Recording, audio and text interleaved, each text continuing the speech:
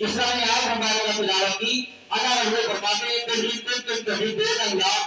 کہ اگر تم چاہتے ہو کہ اللہ رب العزت تم سے محبت کرے تو فاتبعونی یحببکم اللہ، تو اے نبی صلی اللہ علیہ وسلم ان لوگوں سے فرما دیجئے کہ میری اتباع کریں، تب جا کر اللہ رب العزت تم سے محبت کریں گے۔ تو اس سے معلوم ہوتا ہے کہ اللہ رب العزت کی رضامندی نبی صلی اللہ علیہ وسلم کے طریقے پر ہے۔ نبی صلی اللہ علیہ وسلم کے طریقے کو اپنائیں گے تب اللہ رب العزت ہم سے راضی ہوں گے۔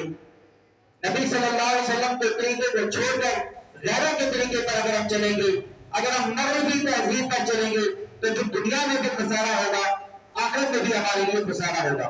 آقا علیہ الصلوۃ والسلام جو تعلیمات لے کر آئے، صحابہ کرام اس تعلیمات پر عمل کرتے رہے، اللہ رب العزت نے ان کو کامیاب کر کے دکھایا۔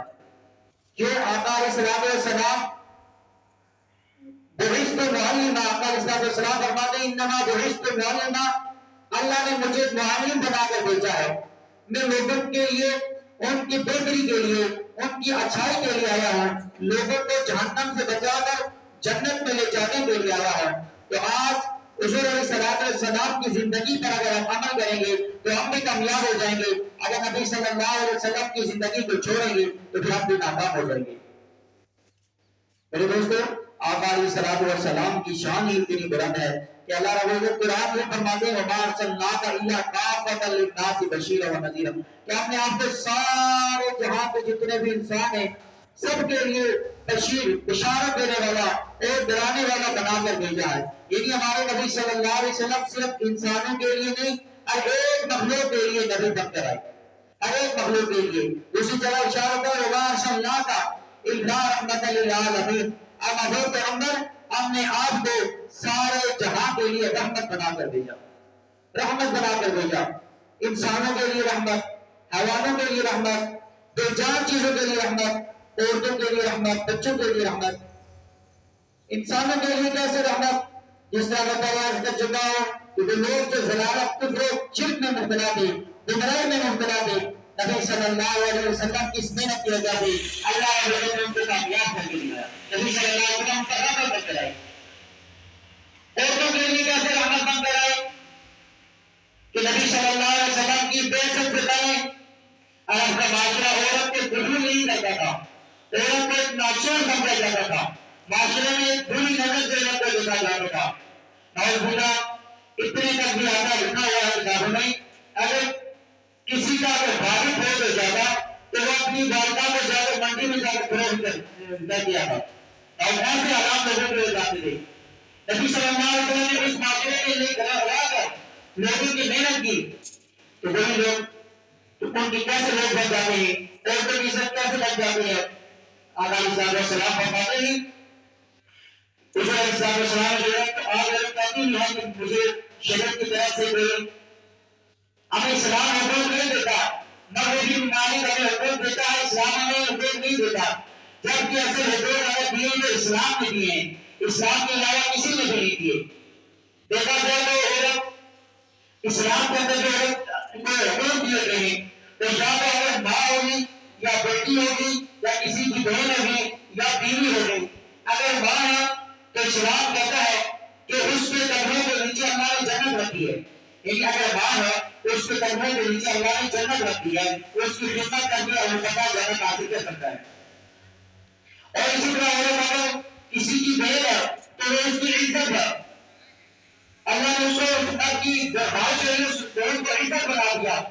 اگر وہ کسی کی بیوی ہے تو اس کے لیے سارا نام وقت خرچہ اس کے شوق کا شریعت لازم بنا دیا ہے۔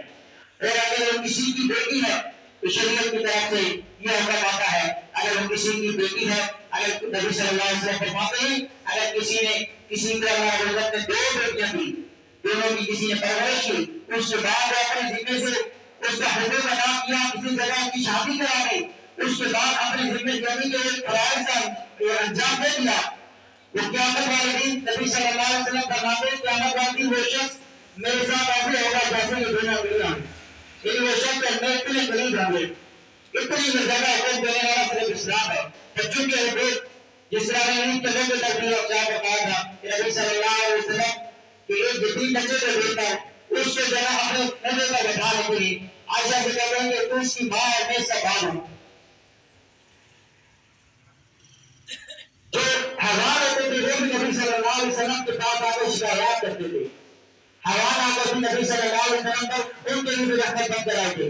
روایات میں آتا ہے کہ ایک حیوان کا نبی صلی اللہ علیہ وسلم جب گزرے تو یہ رونا لگا، وہ آواز بتانے لگا. صحابہ کرام نے حیران ہو کر پوچھا، یا رسول اللہ یہ رونا آخر کیا کہہ رہا ہے، کیا عرض کر رہا ہے؟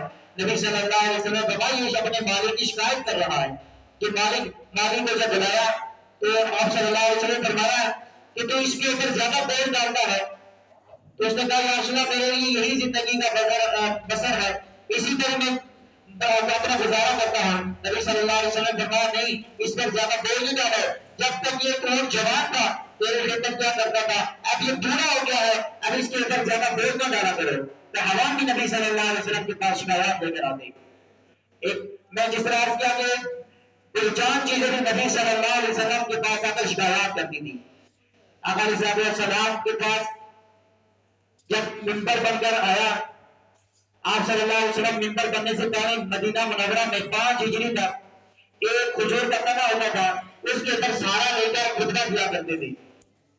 جب سارے کرام منبر بنا کر لیا، آقا علیہ السلام اس منبر پر بیٹھنے لگے تو دیکھا کہ رونے کی آواز ہے، جس طرح کوئی بچہ رو رہا ہے اس طرح رونے کی آواز ہے. تو سارے کرام دیکھنے لگے کہ کون رو رہا ہے. آقا علیہ السلام منبر سے نیچے اترتے ہی جا کر یہ درست میں ہنگامہ کھجور کا جو تنا تھا اس سے جا کر گلاسا دیتے ہیں، اس سے اوپر ہاتھ رکھتے ہیں، وہ خاموش ہو جاتا ہے. تو آقا علیہ السلام سمجھ جاتے ہیں کہ میری جدائی کی وجہ سے رو رہا ہے.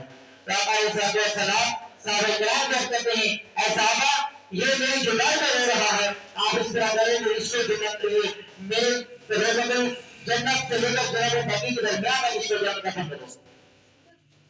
آقا صاحب فرمائے ماں نہ بیٹی وہیں والی روز ہے میں ریاض الجنہ کہ میرے اور منبر کے گھر سے لے کر اور میرے گھر تک، منبر سے لے کر گھر تک کی جتنی بھی جگہ جنت کا ٹکڑا ہے، اسی جگہ کے اندر اللہ نبی صلی اللہ علیہ وسلم نے اس کو دفنا دیا. اور حضور صلی اللہ علیہ وسلم سے فرمایا کہ قیامت والے دن تجھے ایک اللہ روزے میں کھڑا کرائیں گے، تجھ سے زیادہ جنتی آپ نہیں کھایا کریں گے. وہ خوش ہو جاتا ہے اور وہ خاموش ہو جاتا ہے. اسی طرح علیہ السلام ایک تجربہ شاہ فرماتے ہیں کہ انی لاہا ابن حجر بمکہ کا کانا یسلم علیہ قبل ان یبعث. انی لاہا ابن حجر کہ مبعوث ہونے سے پہلے، نبوت کے اظہار سے پہلے مکہ کے گلیوں میں جب اترا کرتا تھا تو وہ جو پتھر مجھے سلام کیا کرتے تھے وہ پتھروں کو بھی کرتا ہوں. تو ایسے شفیق نبی، ایسے رحمت والے نبی جس نے بھی نبی صلی اللہ علیہ وسلم کے رحمت سے فائدہ لیا، اللہ نے بدلے کو اس کو کامیاب کیا ہے. ہر ایک نے قبر بھی آپ نبی صلی اللہ علیہ وسلم کو مشفق جانتے تھے، رحمت والا جانتے تھے. کئیوں کو بات صرف نبی صلی اللہ علیہ وسلم کی اخلاقیات کی وجہ سے ملے. تو ہم نے اگر آئیڈیل بنانا ہے تو اپنا اگر کسی کو پیشوا امام بنانا ہے، اپنا آئیڈیل اپنا اگر کسی کی طرف ہم نے کسی کی زندگی کو بہتر زندگی گزارنی ہے تو نبی صلی اللہ علیہ وسلم کی زندگی ہے، نبی صلی اللہ علیہ وسلم کی اسے حسنہ ہے. آج تک ہم دیکھیں پوری دنیا کے اندر اس سے پہلے جتنے بھی انبیاء ہیں یا اس کے بعد جتنے صحابہ کرام، تابعین، تبع تابعین، علماء، کسی کی بھی زندگی آج تک دیکھی جائے اور کسی کی بھی اسوہ اور زندگی آج تک اس طرح محفوظ نہیں ہے جس طرح نبی صلی اللہ علیہ وسلم کی محفوظ ہے. نبی صلی اللہ علیہ وسلم کی ایک ایک ادا محفوظ.